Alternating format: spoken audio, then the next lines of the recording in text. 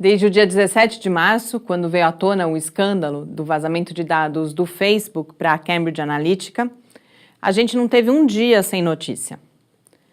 Mas mesmo assim, ficou fora dos holofotes por aqui um aspecto importante dessa história. O envolvimento de pesquisadores no esquema, pesquisadores da Universidade de Cambridge. Esse é o tema dessa edição de Mídia e Ciência, na qual eu, Mariana Pezzo, falo sobre o papel do modelo comportamental que esses pesquisadores desenvolveram no poder que os dados vazados do Facebook acabaram ganhando.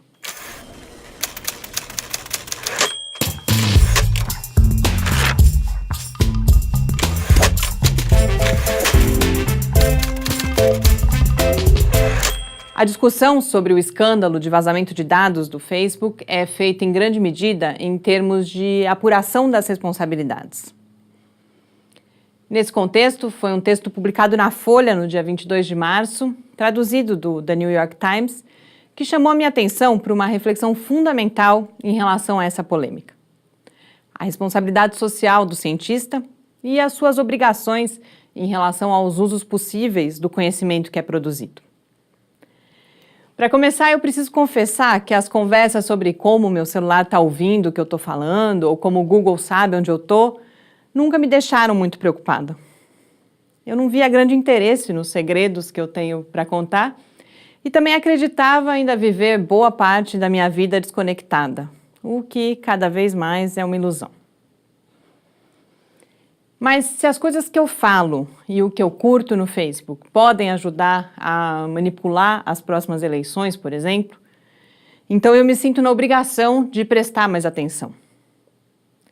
E foi isso que eu descobri a partir do texto da Folha, que um estudo inicialmente realizado na Universidade de Cambridge por David Stilwell e Michael Kosinski, esse último autor do polêmico algoritmo capaz de identificar a orientação sexual a partir de retratos, foi esse estudo que resultou em uma ferramenta poderosa que associa as pegadas digitais de uma pessoa à sua personalidade.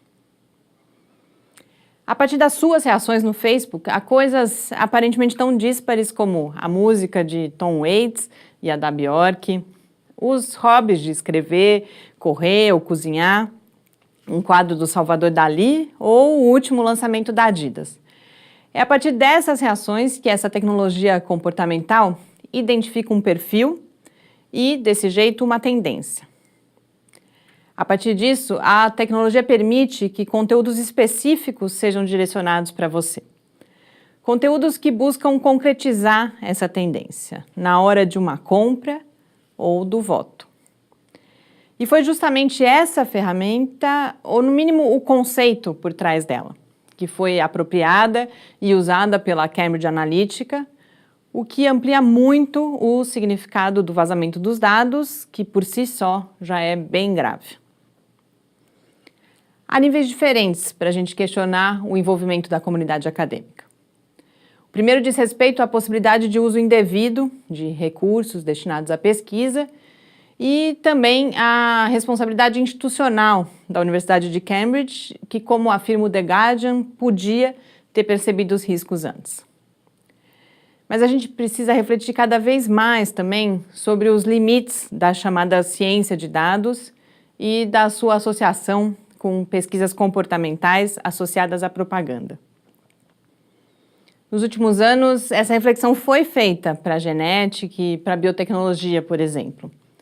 E agora precisa ser estendida a esses novos domínios. Como alerta um ótimo ensaio que foi publicado no The New York Review of Books. Não é que qualquer estudo precise ser abandonado a priori por causa dos maus usos que podem ser feitos. Mas esse caso do Facebook é mais um exemplo que ajuda a gente a não esquecer que a ciência não está isolada das outras atividades humanas. Além disso, lembra da importância de cada pesquisador e da comunidade científica como um todo refletirem sempre sobre os possíveis impactos sociais da ciência e da tecnologia, desde os primeiros passos da pesquisa mais básica. Michael Kosinski, que é pioneiro no uso em estudos científicos de dados que são colhidos das redes sociais, costuma dizer que faz essa reflexão. Ele afirma que o seu objetivo é alertar sobre o que é possível fazer ou já está sendo feito, para que a gente possa pensar em como se prevenir. Mas a estratégia pode estar tendo o efeito oposto, fazendo com que fique cada vez mais difícil consertar o futuro, como coloca o crítico Andrew King no seu último livro. Boas leituras, bom feriado e até a semana que vem.